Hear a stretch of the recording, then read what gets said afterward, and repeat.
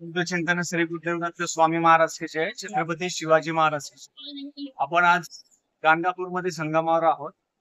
तर संगमामध्ये आपण संगमावर आल्यानंतर गुरुचरित्र पारायण कसं करायचं खूप जणांना माहिती नाही.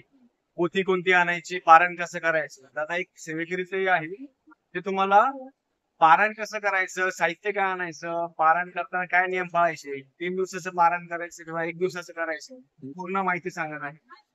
नंतर जो अनुभव आहे तो आपण आता अनुभव ऐकूया.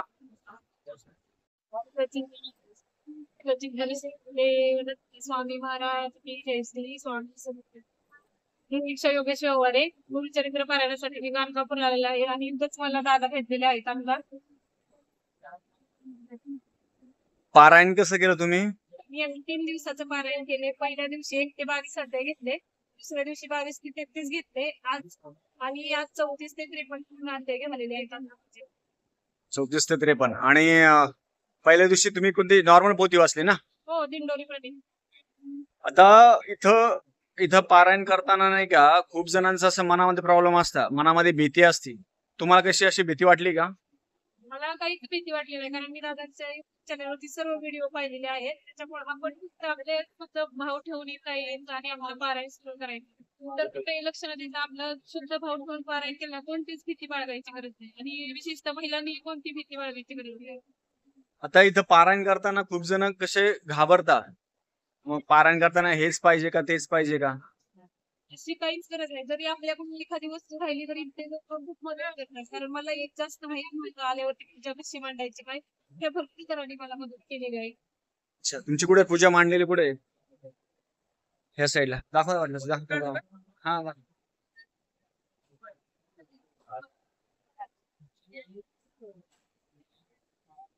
पोथी दिवा नारळ काय काय घेतलं? पोथी दिवा नारळ एवढंच ना? दिंडोरी प्रणित आहे, नारळ आणि दिवा एवढ्या गोष्टी आपल्याला.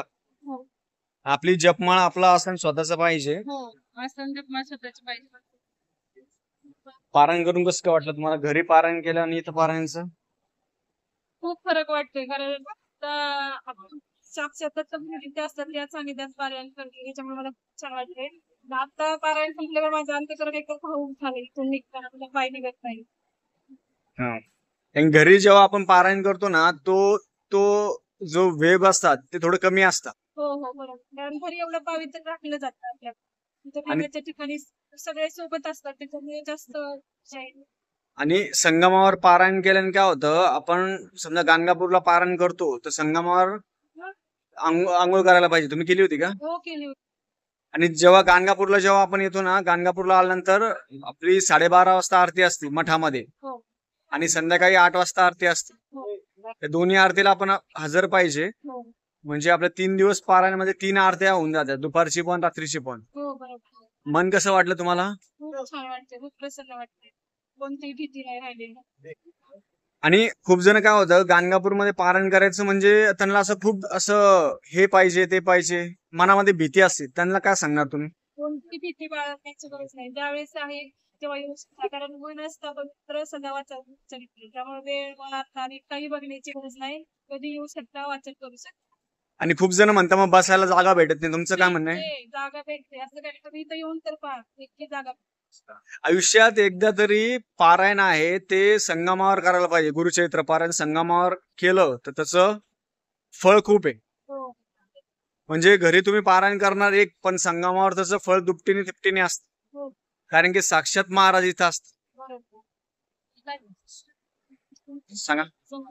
आम्ही दोघंही, माझे मिस्टर आणि आम्ही दोघंही आलोय, पुण्यावरून आलोय.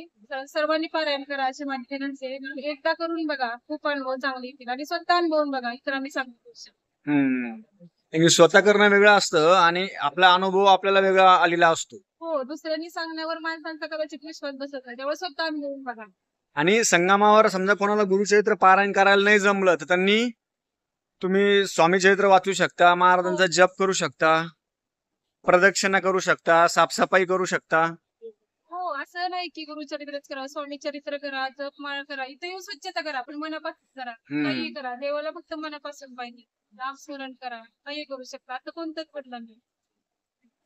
ठीक आहे, चांगलं वाटलं तुम्हाला? हो, झालेली सवय महाराजांच्या रुजू करतो. श्री स्वामी समर्थ.